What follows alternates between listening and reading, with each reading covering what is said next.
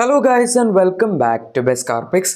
Toyota അവരുടെ ഏറ്റവും latest made in India electric വാഹനം ഇപ്പോൾ കാണിച്ചിരിക്കുകയാണ്. മെയ്ഡ് ഇൻ ഇന്ത്യ എന്ന് പറയുമ്പോൾ ഇതിപ്പോൾ കാണിച്ചിരിക്കുന്നത് ഇന്ത്യക്ക് വേണ്ടിയല്ല, ഇതൊരു ഗ്ലോബൽ EV ആയിട്ടാണ് അവർ കാണിച്ചിരിക്കുന്നത്. ഈ വണ്ടി ഈ ഇന്ത്യയിൽ പ്രൊഡ്യൂസ് ചെയ്ത് പിന്നെ ഗ്ലോബൽ മാർക്കറ്റ്സിലേക്ക് എക്സ്പോർട്ട് ചെയ്യുന്ന രീതിയിലായിരിക്കും ചെയ്യാൻ പോകുന്നത്. ആൻഡ് ഇത് പറഞ്ഞു വരുമ്പം ടൊയോട്ടയുടെ സ്വന്തം വണ്ടിയല്ല, സുസുക്കിയുടെ വിറ്റാര എന്ന് പറയുന്നൊരു വാഹനം ഒരു കുറച്ച് കാലം മുന്നേ കാണിച്ചായിരുന്നു. അതിൻ്റെ തന്നെ ഒരു ബാഡ്ജ് എഞ്ചിനേർഡ് വേർഷനാണ് ഇന്ന് നമുക്കൊരു പരിധി വരെ പറയാം. ഇത് സുസുക്കിയുടെ ഗുജറാത്തിലുള്ള പ്ലാന്റിലായിരിക്കും പ്രൊഡക്ഷൻ നടത്താൻ പോകുന്നത്. സുസുക്കി തന്നെ ആയിരിക്കും ഈ രണ്ട് വണ്ടികളും ഉണ്ടാക്കുന്നത്, വിറ്റാരയും അതുപോലെ തന്നെ അർബൻ ക്രൂസർ EV. അതാണ് ഈ വാഹനത്തിൻ്റെ പേര്. ഡിസൈൻ നോക്കുകയാണെങ്കിൽ അവർ കുറച്ച് കാലം മുന്നേ ഒരു കോൺസെപ്റ്റ് വാഹനം കാണിച്ചിട്ടുണ്ടായിരുന്നു. അതിൻ്റെ ഡിസൈൻ ഏകദേശം ഇതുപോലെയായിരുന്നു. ഓൾമോസ്റ്റ് സിമിലർ ആയിട്ടുള്ളൊരു ഡിസൈൻ തന്നെയാണ് അവർ ഇതിൻ്റെ അകത്തും കൊടുത്തിരിക്കുന്നത്. ഒരുപാട് വ്യത്യാസങ്ങളുണ്ട് എന്ന് പറയാൻ പറ്റില്ല. ഇപ്പോൾ ഫ്രണ്ടൊക്കെ ആണെങ്കിലും ഇവരുടെ ഇൻ്റർനാഷണലി ഇപ്പോൾ വരുന്ന വാഹനങ്ങളായിട്ട് വളരെ സിമിലർ ആയിട്ടുള്ള ഒരു ഫ്രണ്ട് ആൻഡ് ഡിസൈനാണ് ഈ വാഹനത്തിൽ വരുന്നത്. നമ്മളിപ്പോൾ ഈ അടുത്ത് കഴിഞ്ഞ ദിവസം ഇറങ്ങി ക്യാമറയിലും ഏകദേശം ഇതുപോലത്തെ ഒരു ഡിസൈനാണ് കണ്ടത്. LED ഹെഡ്ലാമ്പ്സും DRLസും സംഭവങ്ങളൊക്കെ ഈ ഒരു വാഹനത്തിൽ കിട്ടുന്നുണ്ട്. അതുപോലെ തന്നെ താഴേക്ക് നോക്കുകയാണെങ്കിൽ അത്യാവശ്യം സ്പോർട്ടി ആയിട്ടുള്ള ഒരു ബമ്പറാണ് ഇതിനകത്ത് കൊടുത്തിരിക്കുന്നത്. അതിലൊക്കെ എയറോ ഇൻസേർട്സും കൊടുത്തിട്ടുണ്ട്. പിന്നെ താഴത്തെ ഫോഗ് ലാംപ്സും അങ്ങനത്തെ സംഭവങ്ങളൊന്നും ഇതിനകത്ത് പ്രത്യേകിച്ച് അവൈലബിൾ അല്ല. പക്ഷേ നമുക്ക് ഫ്രണ്ട് പാർക്കിംഗ് സെൻസേഴ്സ് ഈ ഒരു വാഹനത്തിൽ കാണാൻ പറ്റും. ഇതിൻ്റെ വിറ്റാര വെച്ച് ഫ്രണ്ട് ഡിസൈൻ കമ്പയർ ചെയ്യുകയാണെങ്കിൽ ടോട്ടലി ഡിഫറൻ്റ് ആണ് എന്ന് തന്നെ പറയും. രണ്ട് വാഹനങ്ങളുടെയും ഫ്രണ്ട് ഡിസൈനിലാണ് നമുക്ക് ആക്ച്വലി ഏറ്റവും കൂടുതൽ വ്യത്യാസം പറയാൻ പറ്റുന്നത്. സൈഡും റിയറും ഒക്കെ പിന്നെയും അത്യാവശ്യം സിമിലാരിറ്റീസ് ഉണ്ട്, അല്ലെങ്കിൽ ഓൾമോസ്റ്റ് സെയിം ആണ് എന്ന് തന്നെ പറയും. പക്ഷേ ഫ്രണ്ട് എന്തായാലും സെയിം അല്ല. ഇനി സൈഡ് പ്രൊഫൈലിലേക്ക് വരികയാണെങ്കിൽ ഇവിടെ നമുക്ക് രണ്ട് വാഹനങ്ങളുടെയും വീൽസിൻ്റെ സൈസ് അതുപോലെ തന്നെ ഡിസൈനൊക്കെ ആണെങ്കിലും ഏകദേശം സിമിലർ ആയിട്ട് പറയാം. 18 ഇഞ്ചാണ് സ്റ്റാൻഡേർഡ് വരുന്നത്. 19 ഇഞ്ച് വരെ ഓപ്ഷണൽ അലോയ്സ് എടുക്കാനുള്ള ഓപ്ഷൻ ഈ ഒരു വാഹനത്തിൽ വരുന്നുണ്ട്. ഇപ്പോൾ കിടക്കുന്നത് 19 ഇഞ്ചാണ്. ആൻഡ് അതിൻ്റെ അകത്ത് എയറോ വീൽ കവേഴ്സ് പോലത്തെ ഒരു സംഭവം കൊടുത്തിട്ടുണ്ട്, ഇപ്പോഴത്തെ ഇലക്ട്രിക് വാഹനങ്ങളൊക്കെ വരുന്ന പോലെ തന്നെ. ലെഫ്റ്റ് സൈഡിലായിട്ടാണ് ഈ വാഹനത്തിന് ചാർജിങ് പോയിന്റ് അവർ കൊടുത്തിരിക്കുന്നത്. പിന്നെ നമുക്ക് ORVMസിൽ തന്നെയാണ് സൈഡ് ഇൻഡിക്കേറ്റർ സംഭവങ്ങളും വരുന്നത്. ആൻഡ് 360 ക്യാമറയുടെ ചെറിയൊരു ബൾജിങ് ORVMസിൽ കാണാം. ഈ ORVMs ഇപ്പോൾ മാറ്റേണ്ട സമയം ഓൾമോസ്റ്റ് അതിക്രമിച്ചിട്ടുണ്ട്. ഇത് സുസുക്കിയുടെ കുറേ കാലമായിട്ട് അവർ ഉപയോഗിക്കുന്ന ORVM ആണ്. ഇതൊരു ഗ്രൗണ്ട് സ്റ്റെപ്പ് EV ആണ്. പക്ഷെ എന്നിട്ട് പോലും ഒരു ചില സാധനങ്ങളൊക്കെ അതായത് പാർട്ട് ഷെയർ ചെയ്യാം എന്ന് പറഞ്ഞ് ചെയ്യുന്ന പോലെ ആയിപ്പോയി ഇതിൻ്റെ ORVMs. അതൊന്ന് പുതിയതാക്കാമായിരുന്നു. പിന്നെ ഡോർ ഹാൻഡിൽസ് ഒക്കെ നമുക്ക് സൈഡിൽ ലെഫ്റ്റ് സൈഡിലും റൈറ്റ് സൈഡിലും രണ്ട് റിക്വസ്റ്റ് സെൻസേഴ്സ് ഒക്കെ കൊടുത്തിട്ടുണ്ട്. അതുപോലെ തന്നെ ബാക്കിലത്തെ ഡോർ നോക്കുകയാണെങ്കിൽ അതിൻ്റെ ഡോർ ഹാൻഡിൽ നമ്മുടെ സാധാരണ കൺവെൻഷണൽ പൊസിഷനിലല്ല, സി പില്ലറിൻ്റെ ഒരു എഡ്ജിലായിട്ടാണ് മൗണ്ട് ചെയ്തിരിക്കുന്നത്. പിന്നെ ഈ വണ്ടി നമ്മൾ ഡയമെൻഷൻസ് വൈസ് നോക്കുകയാണെങ്കിൽ ക്രെറ്റയൊക്കെ വെച്ച് കമ്പയർ ചെയ്യുമ്പോൾ കുറച്ചുകൂടെ ചെറുതാണ്. പക്ഷേ വിറ്റാരയേക്കാൾ ഒരു പൊടിക്കും കൂടെ വലുപ്പം കൂടുതലുണ്ട് എന്ന് പറയും. ലെങ്ത് വരുന്നത് 4250 മില്ലിമീറ്റേഴ്സ് ആണ്. കോൺസെപ്റ്റ് വാഹനം അവർ കാണിച്ചതിൽ 4.3 മീറ്റേഴ്സ് ആയിരുന്നു കറക്റ്റ് ലെങ്ത്, 20 മില്ലിമീറ്റേഴ്സ് കുറഞ്ഞിട്ടുണ്ട്. ആൻഡ് അതുപോലെ വിട്ട് 1800 മില്ലിമീറ്റേഴ്സ് ആണ്, അതിലും 20 മില്ലിമീറ്റേഴ്സ് വിട്ട് കുറഞ്ഞിട്ടുണ്ട് കോൺസെപ്റ്റ് വെച്ച് കമ്പയർ ചെയ്യുമ്പോൾ. പക്ഷേ വീൽ ബേസിൽ വ്യത്യാസമില്ല. സെയിം കോൺസെപ്റ്റ് വാഹനം പോലെ തന്നെ 2700 മില്ലിമീറ്റേഴ്സ് ആണ് വരുന്നത്. പക്ഷേ ഹൈറ്റ് എന്തായാലും ഇത്തിരി കൂടിയിട്ടുണ്ട്. 1640 മില്ലിമീറ്റേഴ്സ് ആണ് ഇതിൻ്റെ ഹൈറ്റ് വരുന്നത്. കോൺസെപ്റ്റ് വെച്ച് കമ്പയർ ചെയ്യുമ്പോൾ 20 മില്ലിമീറ്റേഴ്സ് കൂടുതലാണ്. ഇനി റിയർ ഡിസൈൻ എടുക്കുകയാണെങ്കിൽ നമുക്ക് ഇവിടെ അർബൻ ക്രൂസറിൻ്റെ ബാഡ്ജിങ്, ടൊയോട്ടയുടെ ലോഗോ, അതുപോലെ ഈ വണ്ടി ഓൾ വീൽ ഡ്രൈവിലുണ്ട്, അതിൻ്റെ ബാഡ്ജിങ് കൊടുത്തിട്ടുണ്ട്. അതിലേക്ക് നമുക്ക് വരാം. അതിന് മുന്നേ ഡിസൈൻ നോക്കുകയാണെങ്കിൽ വിറ്റാരയുടെ എക്സാക്ട് റെപ്ലിക്കയാണ് ഇതിൻ്റെ റിയർ എന്ന് തന്നെ പറയും. പ്രത്യേകിച്ച് വലിയ വ്യത്യാസമൊന്നുമില്ല. ആകെപ്പാടെ ഉണ്ടെന്ന് പറയാൻ പറ്റുന്ന ലൈറ്റ്സിൻ്റെ അകത്ത് കൊടുത്തിരിക്കുന്ന എലമെൻസിലാണ്. വിറ്റാരിൽ താഴത്തെ മുകളിലൊക്കെ ആയിട്ട് നമുക്ക് ഒരുപാട് റെഡ് എലമെൻസ് ഒക്കെ വരുന്നുണ്ട് ലൈറ്റ്സിൻ്റെ അകത്ത്. ഇതിൻ്റെ അകത്ത് പക്ഷേ അതൊക്കെ ഇത്തിരി കോംപ്രമൈസ് ചെയ്ത് ഒരു ബ്ലാക്ക് ടോൺഡ് ഔട്ട് ഫിനിഷ് ആയിട്ട് തന്നെയാണ് കൊടുത്തിരിക്കുന്നത്. പിന്നെ കണക്ഷൻ നമുക്കൊരു ബ്ലാക്ക് സ്ട്രിപ്പ് അവിടെ അവൈലബിൾ ആണ് ടെയിൽ ലാംപ്സിലെങ്കിലും അതിൻ്റെ അകത്ത് ലൈറ്റ് കൊടുത്തിട്ടില്ല. സോ അത് ചെറുതായിട്ട് കോംപ്രമൈസ് ചെയ്തെന്ന് പറയും.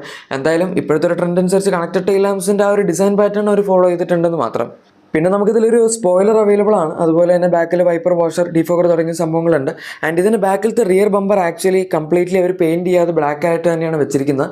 വണ്ടിക്ക് ഇത്തിരി കൂടെ റഗിഡ് ലുക്ക് കിട്ടിക്കോട്ടെ എന്ന് വിചാരിച്ചിട്ടായിരിക്കും. ആൻഡ് ത്രൂ ഔട്ട് നമുക്ക് അതിൻ്റെ അകത്ത് ക്ലാഡിങ് സംഭവങ്ങളൊക്കെ റൺ ചെയ്യുന്നുണ്ട്. ഇനി ബൂട്ട് സ്പേസ് നമുക്ക് നോക്കാനാണെങ്കിൽ വേണമെങ്കിൽ കാണാൻ പറ്റും, ഇത്രയും സ്പേസ് ഇതിനകത്തുണ്ട്. എക്സാക്ട് എത്രയാണ് ലിറ്റർ കപ്പാസിറ്റി എന്നുള്ളത് അവർ പറഞ്ഞിട്ടില്ല. പക്ഷേ ബാക്കിൽ പാർസൽ ട്രേ ഒക്കെ അവൈലബിൾ ആണ്. പിന്നെ ഈ വാഹനത്തിൻ്റെ റിയർ സീറ്റ്സ് നമുക്ക് 40-20-40 സ്പ്ലിറ്റിലാണ് മടക്കാൻ പറ്റുന്നത്. സോ അത് അത്യാവശ്യം കൺവീനിയൻ്റ് ആണ്. എങ്ങനെയാണ് നമുക്ക് വേണ്ടതെന്ന് വെച്ചാൽ ഫോൾഡ് ചെയ്യാൻ പറ്റും. സാധാരണ 60-40 സ്പ്ലിറ്റാണ് നമ്മൾ പൊതുവേ കാണാറുള്ളത്, ഇതങ്ങനെയല്ല. അതുപോലെ ഇനി ഇതിൻ്റെ റൂഫിലേക്ക് നോക്കുകയാണെങ്കിൽ അവിടെ നേരത്തെ പറഞ്ഞ ഷാർക്ക് ഫിനാനിന് തീർച്ചയായും ഉണ്ട്.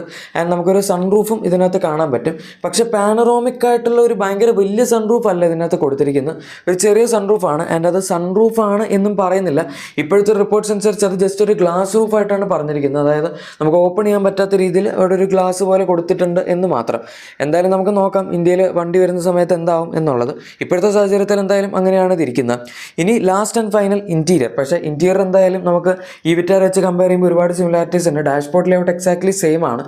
നമുക്ക് ഇതിനകത്ത് സ്റ്റിയറിംഗിൻ്റെ ഡിസൈൻ നോക്കുകയാണെങ്കിലും 2 സ്പോക്ക് സ്റ്റിയറിംഗ് ആണ്. സെയിം സുസുക്കിയിൽ കാണിച്ച അതേ സ്റ്റിയറിംഗ് തന്നെ. സ്റ്റെയറിംഗ് മോണർ കൺട്രോൾസും അതുപോലെ തന്നെ ക്രൂസ് കൺട്രോൾസ് വെച്ച സംഭവങ്ങളൊക്കെ ഇതിൻ്റെ അകത്തുണ്ട്. 2 സ്പോക്ക് സ്റ്റിയറിംഗ് ആദ്യമായിട്ടാണ് സുസുക്കിയുടെ ഈ വാഹനങ്ങളിൽ വരുന്നത്. അത് തന്നെ എന്തായാലും ടൊയോട്ടയും എടുത്ത് വെച്ചിട്ടുണ്ട് അവരുടെ ലോഗോ കൊടുത്തിട്ട്. പിന്നെ നമുക്ക് ഇതിനകത്ത് 10.25 ഇഞ്ച് സൈസ് വരുന്ന ഒരു ഇൻസ്ട്രുമെന്റ് ക്ലസ്റ്ററാണ് കൊടുത്തിരിക്കുന്നത്. അത്യാവശ്യം നല്ല ക്ലസ്റ്ററാണ്. അതുപോലെ തന്നെ 10.1 ഇഞ്ച് സൈസ് വരുന്ന ഒരു ഇൻഫോർടൈൻമെന്റ് സിസ്റ്റം കൊടുത്തിട്ടുണ്ട്. വയർലെസ് ആൻഡ്രോയിഡ് ആപ്പിൾ കാർപ്ലേ എല്ലാം തീർച്ചയായും സപ്പോർട്ട് ചെയ്യും. പിന്നെ ഇതിനകത്ത് 10 ഇഞ്ച് സൈസ് വരുന്ന ഒരു ഹെഡ് അപ്പ് ഡിസ്പ്ലേ വരും എന്ന് പറയുന്നുണ്ട്. അതുപോലെ തന്നെ ഫ്രണ്ടിലത്തെ സീറ്റ്സ് ഒക്കെ ഡെഫിനറ്റ്ലി നമുക്ക് വെന്റിലേഷൻ ഫംഗ്ഷനിലായിരിക്കും കിട്ടുന്നത്. Driver side seat electrically adjustable ആയിരിക്കും. അതുപോലെ തന്നെ ഇലക്ട്രോണിക് പാർക്കിംഗ് ബ്രേക്ക് ഈ വാഹനത്തിൽ അവൈലബിൾ ആണ്. ഇതിൻ്റെ ഓൾ വീൽ ഡ്രൈവ് എടുക്കുകയാണെങ്കിൽ നമുക്ക് അതിൻ്റെ അകത്ത് ഹിൽ ഡിസൻ കൺട്രോൾ അതുപോലെ തന്നെ ട്രയൽ മോഡ് തുടങ്ങിയ സംഭവങ്ങളൊക്കെ വരുന്നുണ്ട്. ആൻഡ് ഇതിൻ്റെ അല്ലാതെ ഫ്രണ്ട് വീൽ ഡ്രൈവ് വേർഷൻസ് എടുക്കുകയാണെങ്കിൽ നമുക്ക് അതിൻ്റെ അകത്ത് സ്നോ മോഡ് എന്ന് പറഞ്ഞൊരു ഓപ്ഷനൊക്കെ വരുന്നുണ്ട്. And auto dimming IRVMs available ആണ്. അതൊരു കൈൻഡ് ഓഫ് ഫ്രെയിംലെസ് പോലത്തെ ഫിനിഷിലാണ് കൊടുത്തിരിക്കുന്നത്. ഈ വണ്ടി നമ്മൾ ഈ വിറ്റാര വെച്ച് കമ്പയർ ചെയ്യുമ്പോൾ ഇതിന് അഡീഷണൽ ആയിട്ട് AC ബട്ടൺസിൻ്റെ മുകളിലായിട്ട് 2 ട്വീറ്റേഴ്സ് അവർ കൊടുത്തിട്ടുള്ളതായിട്ട് കാണാം. അത് ഈ വിറ്റാരയുടെ അവർ ഡിസൈൻ സ്കെച്ച് കാണിച്ച സമയത്തില്ലായിരുന്നു. ഇനി ഡിസൈൻ സെയിം ആണ് എന്ന് പറയെങ്കിലും ഡാഷ്ബോർഡ് ലേഔട്ട് സെയിം ആണെങ്കിൽ പോലും കളർ തീമിൽ വ്യത്യാസമുണ്ട്. അവരെപ്പോഴും ചെയ്യുന്ന പോലെ തന്നെ നമുക്കിതിൻ്റെ അകത്തൊരു ഓൾ ബ്ലാക്ക് തീമാണ് ഇൻറ്റീരിയേഴ്സ് വരുന്നത്. പക്ഷേ ഈ വിറ്റാർ എടുക്കുകയാണെങ്കിൽ അതിൻ്റെ അകത്ത് ഒരു ബ്രൗൺ ആൻഡ് ബ്ലാക്കിൻ്റെ കോമ്പിനേഷൻ ആയിരുന്നു കൊടുത്തിരുന്നത്. പിന്നെ ഇതിൻ്റെ സെൻറ്റർ കൺസോളൊക്കെ നോക്കുകയാണെങ്കിൽ ഡിസൈനൊക്കെ ടോട്ടലി ഡിഫറൻ്റ് ആണ്. നമ്മൾ ഇതുവരെ സുസുക്കിയുടെ വാഹനങ്ങളിൽ അല്ലെങ്കിൽ ഈവൻ ടൊയോട്ടയുടെ വാഹനങ്ങളിലാണെങ്കിൽ പോലും കണ്ടുവരാത്ത പാറ്റേണിലുള്ള ഒരു ഡിസൈനാണ്. എനിക്ക് ആകെപ്പാട് തോന്നിയതായിട്ട് ഇത്തിരി ഔട്ട്ഡേറ്റഡ് ആയിട്ടുള്ള എലമെൻറ്റ്സ് ഉള്ളതായ A7s ആണ്. 4ഉം സെയിം ഡിസൈനാണ്. മാത്രമല്ല അത് ഇരിക്കുന്ന ഒരു ലേഔട്ട് ആണെങ്കിൽ പോലും ഒരു ഇത്തിരി ബേസിക് ആയിട്ട് തോന്നുന്നുണ്ട്. അതും ഒരിത്തിരി ഒന്ന് ഇമ്പ്രൂവ് ചെയ്തിരുന്നെങ്കിൽ നല്ലതായിരുന്നു. പിന്നെ നമുക്ക് ഫിസിക്കലായിട്ടുള്ള ബട്ടൺസ് ഇതിനകത്തുണ്ട് ഹസാർഡിനൊക്കെ. അതല്ലാതെ ഇപ്പോൾ ടച്ച് ആയിട്ട് കൊടുത്തിട്ടില്ല. മിക്ക കമ്പനികളും ഇപ്പോൾ അതൊക്കെ ടച്ച് ആക്കാറുണ്ട്. പിന്നെ വയർലെസ് ചാർജിംഗ് പാഡ് അവൈലബിൾ ആണ്. അതുപോലെ തന്നെ നമുക്ക് AC കൺട്രോൾസ് കൊടുത്തിട്ടുണ്ട്. കുറച്ച് അപ്പ് ആൻഡ് ഡൗൺ ടോഗിൾസ് ഒക്കെ അതിനകത്ത് കൊടുത്തിരിക്കുന്നതായിട്ട് കാണാം. സിംഗിൾ സോൺ AC വാഹനത്തിൽ വരുന്നതായിട്ടാണ് പറഞ്ഞിരിക്കുന്നത്. ഡ്യുവൽ സോണിനെ പറ്റി പറഞ്ഞിട്ടില്ല. അതുപോലെ തന്നെ സ്പീക്കേഴ്സ് ആണെങ്കിലും JBLൻ്റെ പ്രീമിയം സൗണ്ട് സിസ്റ്റം ആയിരിക്കും ഈ വാഹനത്തിനകത്ത് വരാൻ പോകുന്നത്. ഇനി റിയർ സീറ്റ് നോക്കുകയാണെങ്കിൽ അവിടെയാണ് നമുക്ക് ഇനിയും കൂടുതൽ വ്യത്യാസങ്ങൾ വരുന്നത്. അതായത് നേരത്തെ പറഞ്ഞ പോലെ 40-20-40 സ്പ്ലിറ്റ് തീർച്ചയായും ഈ വാഹനത്തിലുണ്ട്. പക്ഷേ അവർ കൺഫേം ചെയ്തിരിക്കുന്ന വേറൊരു കാര്യമാണ് നമുക്ക് ഇതിനകത്ത് സ്ലൈഡിംഗ് ഫംഗ്ഷൻ കിട്ടും. അതായത് ഫ്രണ്ടിലേക്കും ബാക്കിലേക്കും ഒക്കെ നീക്കണമെങ്കിൽ അത് ചെയ്യാം. അതുപോലെ തന്നെ റിക്ലൈൻ ചെയ്യാനുള്ള ഓപ്ഷനും ഇതിൻ്റെ റിയർ സീറ്റ്സിൽ വരുന്നുണ്ട്. പിന്നെ 3 അഡ്ജസ്റ്റബിൾ ഹെഡ്റെസ്റ്റുകളൊക്കെ നമുക്ക് ഇവിടെ കാണാം. 3 3-point സീറ്റ് ബെൽറ്റ്സും കാണാം. അതുപോലെ റിയർ AC വെൻസ് തുടങ്ങിയ സംഭവങ്ങളും കാണാം. ഫ്രണ്ടിലത്തെ സീറ്റ്സിൻ്റെ ഹെഡ്റെസ്റ്റിൻ്റെ ഡിസൈൻ നമുക്കിപ്പോൾ ഈ ഒരു ഫോട്ടോയിൽ കാണാൻ പറ്റും. അത്യാവശ്യം ഡിഫറൻ്റ് ആണ്. ഇതുവരെ ഇവരുടെ വാഹനങ്ങൾ ഇങ്ങനത്തെ ഒരു ഡിസൈൻ വന്നിട്ടില്ല. ഒരു ഇത്തിരി സ്പോർട്ടി ആയിട്ടുള്ള ഡിസൈനാണ് എന്ന് നമുക്ക് പറയാം മറ്റൊന്നൊട്ടത്തിൽ നോക്കുമ്പോൾ. ഇനി ഇതിൻ്റെ ഡോർ ഹാൻഡിൽസ് അതുപോലെ പവർ വിൻഡോസിൻ്റെ സംഭവങ്ങളൊക്കെ തീർച്ചയായും ഇതിന് മുന്നത്തെ ഉള്ള സുസുക്കി വാഹനങ്ങളായിട്ട് സിമിലർ ആണ്. At least door handles. Power window ഞാൻ നേരത്തെ കണ്ടപ്പോൾ എനിക്ക് അങ്ങനെ സിമിലർ ആയിട്ട് തോന്നി. പക്ഷേ ഡോർ ഹാൻഡിൽ എന്തായാലും നമുക്ക് ഇതിനകത്ത് നിന്ന് ഉറപ്പിക്കാം സിമിലർ സെയിം ആണെന്നുള്ളത് പഴയ വണ്ടികളുമായിട്ട്. ഇനി ഫൈനലി നമുക്ക് ഇതിൻ്റെ പവർ ട്രെയിൻ ഓപ്ഷൻസിലേക്ക് കടക്കാം. സോ ഈ വാഹനത്തിൽ മെയിനായിട്ട് 2 ബാറ്ററി കൺഫിഗറേഷനാണ് വരുന്നത്. ഒന്നൊരു 49 kWh ബാറ്ററി പാക്ക്, പിന്നെ വരുന്നത് 61 kWh ബാറ്ററി പാക്ക് ആണ്. അതിനകത്ത് 41 kWh ബാറ്ററി പാക്ക് ആകെപ്പാട് നമുക്ക് ഫ്രണ്ട് വീൽ ഡ്രൈവ് കൺഫിഗറേഷനിൽ മാത്രമേ കിട്ടുന്നുള്ളൂ. പക്ഷേ 61ലേക്ക് വരുമ്പോഴേക്കും നമുക്ക് അതിൻ്റെ അകത്ത് ഫ്രണ്ട് വീൽ ഡ്രൈവും അതുപോലെ ഓൾ വീൽ ഡ്രൈവിൻ്റെ ഓപ്ഷനും കിട്ടുന്നുണ്ട്. ബേസിക് പവർ എന്ന് പറയുന്നത് 144 PS അതുപോലെ 189 Nm ടോർക്കുമാണ് 49 kWh ബാറ്ററി പാക്കിൽ. പക്ഷേ 61 kWh ബാറ്ററി പാക്കിലേക്ക് വരുമ്പോഴേക്കും നമുക്ക് പവർ ഇത്തിരി കൂടെ കൂടും. 172 bhp ആണ് അതവിടെ പ്രൊഡ്യൂസ് ചെയ്യുന്നത്. ടോർക്ക് സെയിം ആണ് 189 Nm തന്നെ. പക്ഷേ നമ്മളിനിപ്പോൾ 4 വീൽ ഡ്രൈവ് അല്ലെങ്കിൽ ഓൾ വീൽ ഡ്രൈവ് ഓപ്ഷൻ എടുക്കുകയാണെങ്കിൽ അതിൻ്റെ അകത്ത് 181 bhp പവർ ലഭിക്കുന്നുണ്ട്. അതുപോലെ തന്നെ കമ്പൈൻഡ് ആയിട്ട് 300 Nm ടോർക്കും കിട്ടുന്നുണ്ട്. കാരണം ഇതിനകത്ത് ഫ്രണ്ട് ആൻഡ് റിയർ നമുക്ക് 2 മോട്ടോഴ്സ് അവൈലബിൾ ആണ്. അങ്ങനെയാണ് അതിനകത്ത് ഓൾ വീൽ ഡ്രൈവ് സെറ്റപ്പ് ആക്കുന്നത്. എന്തായാലും ആ ഒരു രീതിയിലൊക്കെ നോക്കുമ്പോൾ നല്ല വണ്ടി തന്നെയാണ്. ക്ലെയിംഡ് ഫിഗേഴ്സ് ഒന്നും ഒരു ഇതിൽ റേഞ്ച് പറഞ്ഞിട്ടില്ല. പക്ഷേ എന്തായാലും 49 kWh ബാറ്ററി പാക്ക് എന്ന് പറയുമ്പോൾ നമ്മുടെ ഏറ്റവും ബേസിക് വരുന്ന കർവ് EVയിലും ഇത്തിരി കൂടെ വലിയ ബാറ്ററി പാക്കാണ്. അതിൻ്റെ ബേസിക് റേഞ്ച് 45 kWh അതുപോലെ ലോങ് റേഞ്ച് വരുന്നത് 55 ആണ്.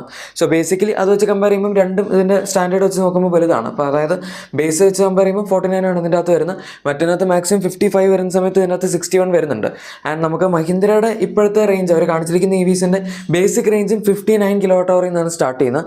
സോ ഇതൊക്കെ ഏകദേശം ഒരേ ലെവലിൽ കോമ്പീറ്റ് ചെയ്യുന്ന വണ്ടികളായിട്ട് നമുക്ക് പറയാം. അങ്ങനെ നോക്കിയാൽ ഒരുപാട് EVസിൻ്റെ ലോഞ്ച് ഇനിയിപ്പോൾ അടുത്ത വർഷമുണ്ട്. നമ്മുടെ മഹീന്ദ്രയുടെ EVs ഉണ്ട്, അതുപോലെ സുസുക്കിയുടെയും ടൊയോട്ടയുടെ EV ഉണ്ട്. എന്തായാലും ടൊയോട്ടയുടെ EVയുടെ ഒരു ഡെബ്യൂ, അതായത് ഗ്ലോബൽ ഡെബ്യൂ എന്ന് പറഞ്ഞവർ ചെയ്യാൻ പോകുന്ന അടുത്ത മാസം ഒരു മോട്ടോർ ഷോ നടക്കുന്നുണ്ട് ജാനുവരിയിൽ. അവിടെ ആയിരിക്കും ഈ വാഹനം അൺവെയിൽ ചെയ്യാൻ പോകുന്നത്. ജാനുവരി 10th മുതലാണ് ബ്രസൽസ് മോട്ടോർ ഷോ സ്റ്റാർട്ട് ചെയ്യുന്നത്. ആ സമയത്തായിരിക്കും തുടങ്ങുന്നത്. ജാനുവരി 10th ഇതിൻ്റെ ലോഞ്ച്. അതിനുശേഷം ആ ഒരു മോട്ടോർ ഷോയിൽ കണ്ടിന്യൂസ് ആയിട്ട് വരുമ്പോൾ ഏതെങ്കിലും ഒരു ദിവസം ഈ വാഹനം അവർ ഡെബ്യൂ ചെയ്യും.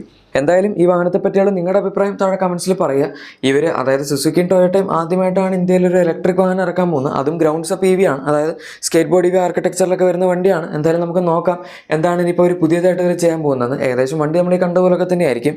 അവർക്ക് ഇനി ആകെപ്പാടെ ക്രാക്ക് ചെയ്യാനുള്ളത് പ്രൈസാണ്. പ്രൈസും കൂടെ മഹീന്ദ്രയുടെ EVസിനെ അണ്ടർ കട്ട് ചെയ്തവർക്ക് ചെയ്യാൻ പറ്റുമെങ്കിൽ തീർച്ചയായും നല്ലൊരു ബൈ ആയിട്ട് തന്നെ പറയാൻ പറ്റുന്ന വാഹനമായിരിക്കും ഇതൊക്കെ. എന്തായാലും ഗൈസ് ഈ വീഡിയോ ഇഷ്ടപ്പെട്ടെങ്കിൽ ലൈക്കും സബ്സ്ക്രൈബും ഷെയറും ഒക്കെ ചെയ്തേക്കാം. നമുക്ക് മറ്റൊരു വീഡിയോയിൽ കാണാം. Thank you for watching my video and good bye.